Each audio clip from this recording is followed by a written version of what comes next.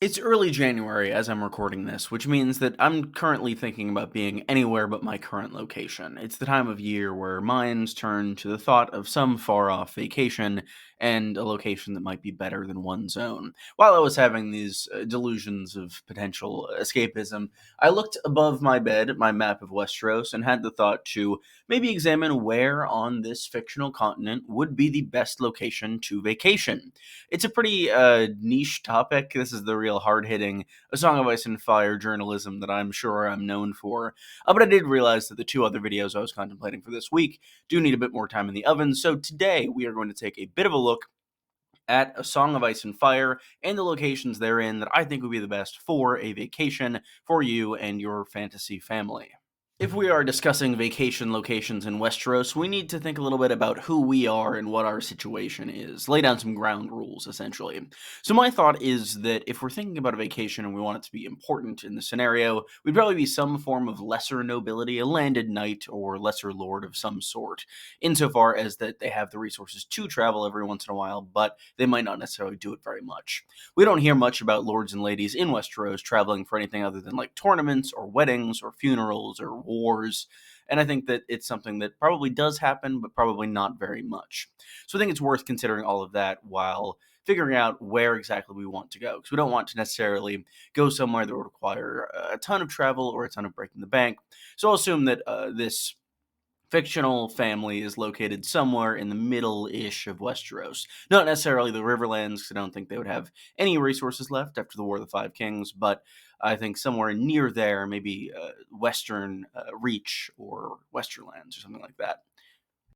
Timeline wise, I'm also going to assume this is just after the War of the Five Kings, no further, because we don't know what's going to happen in the future of the series. And I think we've reached a bit of a lull in terms of what's going on, at least as of like a Feast for Crows. So that's about when I'm going to assume this vacation will be taking place. So the actual state of each of those locations at that time will be taken into consideration. Right off the bat, looking at the map of Westeros, I'm going to eliminate locations that are home to what I would call harmful cultures. Cultures that would be kind of actively detrimental to anyone who would want to vacation there. Specifically, I'm talking about north of the Wall and the Iron Islands. Both of these cultures, at least in some degree, have elements of like kidnapping people or glorifying violence to an extent more than the normal fantasy elements of Westeros. So I think that those two locations would really not be great for any group that's trying to get away from the stresses of everyday life. I also think it's worth noting that both of those locations are rather kind of desolate and not really worth visiting, as overall the area north of the Wall is just kind of an Arctic wasteland at this point. I do think there are some beautiful parts of the Iron Islands, though, specifically some areas on the docks. And if we're talking about Game of Thrones, I did visit a few of the areas where they filmed the Ironborn portions in like seasons 2 and 6, I believe, over this past summer, and it was very nice to see. So that is a little bit of a shame, but overall, I would rather not get kidnapped by Ironborn raiders.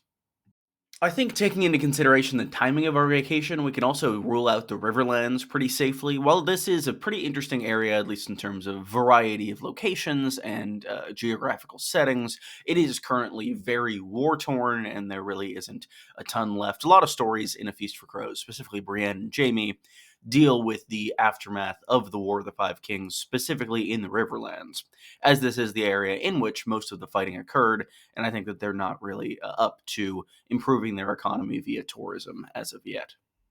Now that we've eliminated some of the more hazardous locales from the pool, I'm going to go through my top 5 vacation spots in Westeros. Be sure to leave your own thoughts in the comments below. I'd love to hear what other locations you'd like to visit.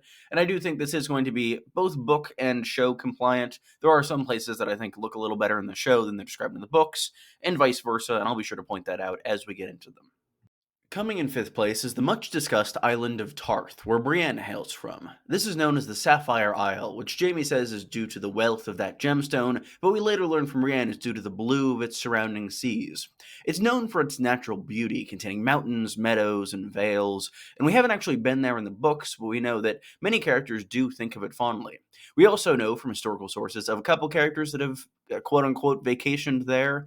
We know that Prince Aemon Targaryen, the son of Jaehaerys, went to war there and did die there. We also know that at some point Sir Duncan the Tall likely vacationed there, as George R. R. Martin has said that he's an ancestor of Brienne of Tarth. So Dunk really gets around. He goes all over the realm, but He seems to have, at the very least, liked Tarth a little bit, and I do hope that we will see it in person, either at the end of Brienne's story in Dream of Spring, or in a future Duncan Egg book, if any more of those are released. Fourth place goes to the Eyrie. This is one of my favorite castles in Westeros, and I love the design and layout of it. The concept of being built into a mountain and using that as a defense is fascinating. And I think that if defensive capability is something you consider in your vacation, that is a very positive note for this particular location. I love the architecture of it, at least in the show, as well as a lot of the official art for the books. And I do think there's a lot to see around there. Being perched on top of a mountain, I'm sure you have a wonderful view of the surrounding landscape, and there are a number of very interesting architectural features to this place.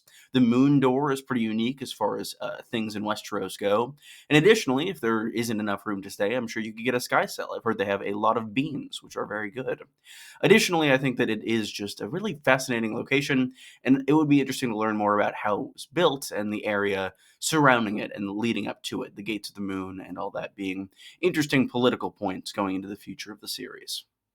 Three's a bit of an interesting pick, but I think there's enough going for it that it is very warranted in its placement. It's going to be Dragonstone. Specifically, I think there are some cons. It being built on an active volcano might be a bit of a red flag. Some hostile architecture might also be a bit intimidating, but overall, it is a marvel of Valyrian design. This idea of this castle being made of the fused stone that this empire produced is fascinating, and the castle in the show, while kind of cool, does not really do justice to the full image of what is present in the books. That being a castle that looks like portions of it are a dragon, which is just so cool. It's also within, I think, a day's journey of King's Landing, which could be good if you want to get out and kind of explore the city on your vacation. And being located on an island is quite cool in terms of just being able to access all of these beaches, similarly to Tarth.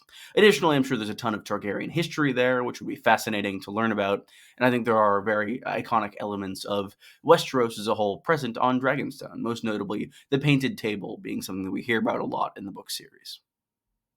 Winning the silver medal and coming in second place is Old Town. This location has pretty much everything that a vacationer could desire, starting, first and foremost, with one of the man-made wonders of the world of ice and fire, that being the High Tower. This massive beacon is home to House Hightower and the Maesters of the Citadel, which resides in the lower areas of the tower. It's taller than the wall, and it is considered a marvel by all who see it. It is truly breathtaking, and we see great art of it both in the books, and the actual shots of it in the show are quite fun to see as well. Additionally, Old Town is one of the biggest cities on the continent. It used to be the biggest city before King's Landing.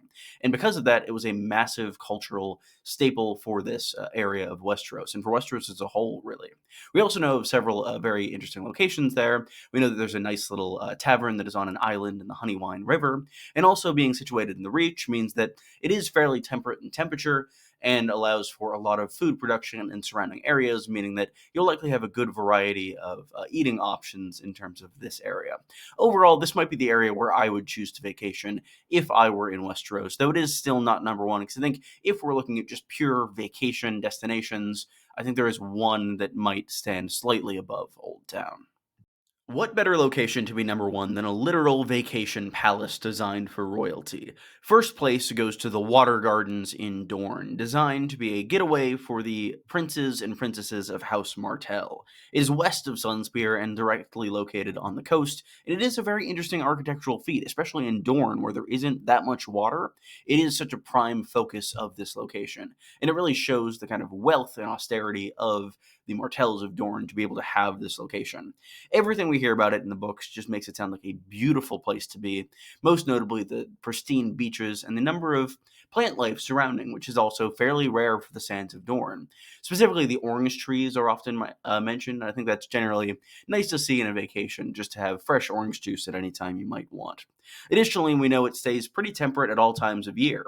We get to it in autumn in A Feast for Crows, and it is still very temperate, so it is very nice to hear that it would be a good place to go at any time of the year. So overall, this combination of factors makes me think that if I were to go on vacation anywhere in Westeros, I think the best location for that would be the Water Gardens. What would be your ideal Westeros vacation destination? I'd love to hear in the comments below, and while you're down there, be sure to leave a like and subscribe. Really helps me grow the channel. I really appreciate any support, and it does just help me feel good, and just really helps grow the channel as well.